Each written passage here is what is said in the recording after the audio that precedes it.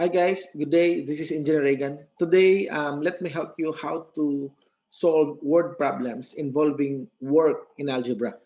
So we have here a sample problem that says a swimming pool can be filled by a large pipe in 4 hours and by a small pipe in 6 hours. Now there's a third pipe that can empty the pool in 3 hours. How long would it take to fill an empty pool if all three pipes were open at the same time? So what you have here is you have like three pipes. Two of the pipes are filling the pool up, and then there's another pipe that drains it in 3 hours.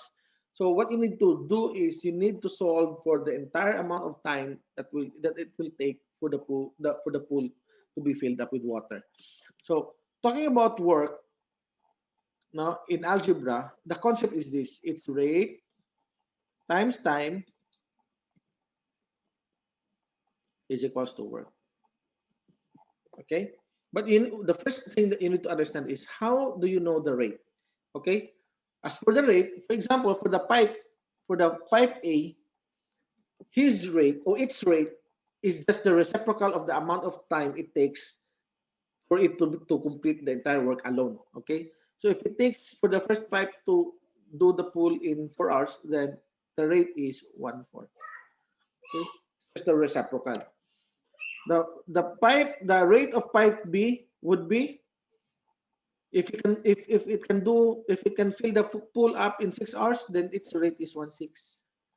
And then for the third pipe, of course, it's 1/3.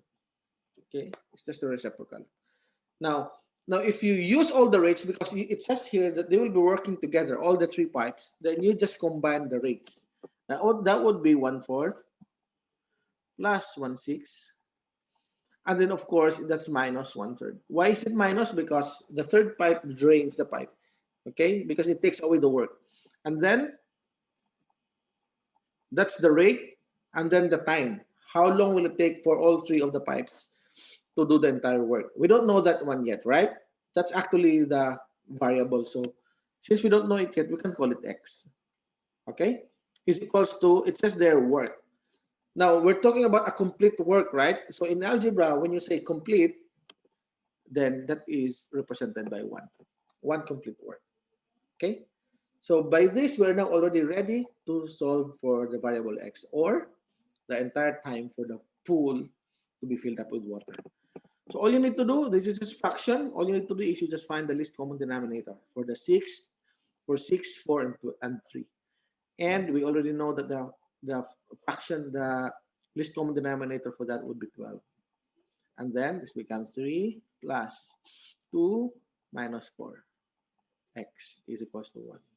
Combine them all up. 5, 3 plus 2, that's 5, minus 4, that's 1. So 1/12. X is equals to 1. And then solve for x. In order for you to be able to solve for x, you just multiply both sides with 12, so that you can cancel them out, and then you already have the answer. So what does it mean? It means that it will take 12 hours for the pool to be filled up with water. Okay, so that's all for now, guys. I hope to see you again the next few lessons that I'll be giving out. So please subscribe down below, and or press the like button so that you will be able to notified every time I bring out a new video. So that's all, guys. This is Engineer Reagan once again. God bless. Bye.